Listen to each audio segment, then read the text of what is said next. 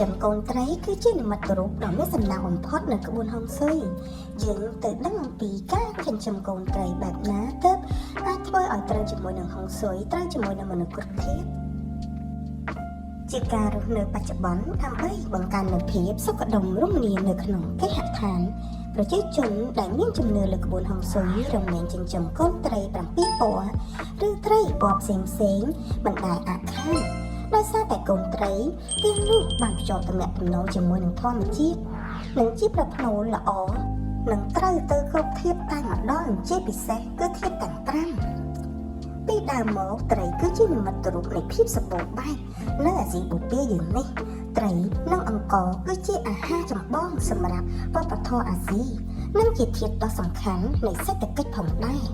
ដូច្នេះហើយការចិញ្ចឹមកូនត្រីគឺជាហុងស៊ុយដ៏ល្អសឹងតែមានឥទ្ធិពលជាងកូនរុក្ខជាតិឬរូបសំណាកនានាទៅទៀត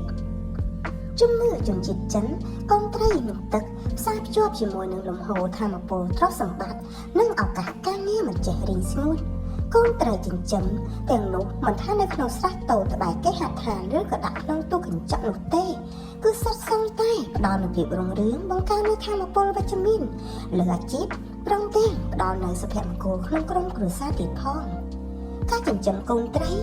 ក៏មិនអាចចេះតែចិញ្ចឹមនោះដែរត្រូវតែមើលថាមានស្រះសមល្មមឬទំហំសមស្របសម្រាប់បរិមាណត្រីដែរឬអត់ហើយត្រូវតែមានពេលវេលាសម្រាប់មើលថែពួកវាឲ្យបានល្អបំផុតតាមអ្នកអាចធ្វើបានលោកអ្នកនឹងទទួលបានផលមកវិញនៅហុងស៊ុយល្អនឹងទាញនូវថាមពលវិជ្ជមានចូលដល់ក្នុងផ្ទះទៀតផង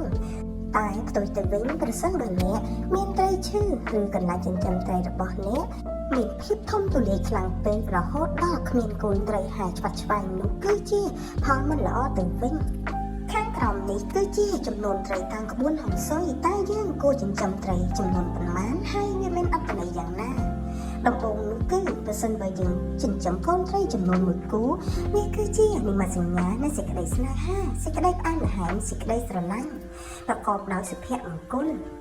ប្រសិនបើយើងចិញ្ចឹមកូនត្រី3តំណាងឲ្យការចាប់ផ្ដើមថ្មីភាពសុខដុមរមនានៅក្នុងក្រុមគ្រួសារ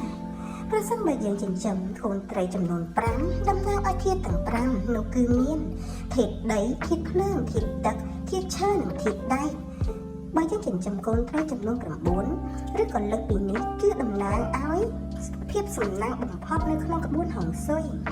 ចង់បញ្ជាក់ផងដែរដើម្បីបង្កើននៅហុងស៊ុយល្អគេត្រូវដាក់ទូចិញ្ចឹមត្រីនៅមុខទ្វារផ្ទះខាងក្នុងឬធ្វើស្រះតូចមួយនៅមុខផ្ទះដើម្បីស្វាគមន៍នឹងទ្រព្យសម្បត្តិហូរចូលមិនចេះឈប់បើនៅក្នុងការិយាល័យវិញអ្នកគួរតែដាក់ទូនៅជិតទ្វារចូលជាហុងស៊ុយទាក់ទាញនូវភាពរុងរឿងនិងភាពរីកចម្រើននៅក្នុងស្ថាប័នផ្ទាល់តែយើងគួរតែត្រូវជៀសវាងនៅរឿងមួយចំនួនផងដែរជៀសវាងការដាក់ទូចិញ្ចឹមត្រីនៅក្នុងបន្ទប់គេងពីព្រោះវាអាចស្រូបនៅថាមពលវិជ្ជមានពីអ្នកវិញ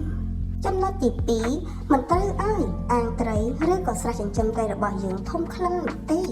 ពីព្រោះវានឹងទាញនៅថាមពលអវិជ្ជមានចូលដល់ក្នុងផ្ទះការដែលយើងខ្ញុំរៀបរាប់ខាងលើនេះគឺជាជំនឿមួយចំនួនតាមក្បួនហុងស៊ុយក្នុងការចិញ្ចឹមកូនត្រីដើម្បីនាំលាភសំណាង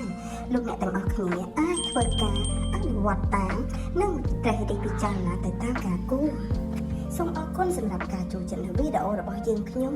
សូមជួយ Subscribe ចុច Like និង Share នៅវីដេអូដើម្បីទទួលបាននូវវីដេអូក្រោយៗទៀតសូមអរគុណច្រើន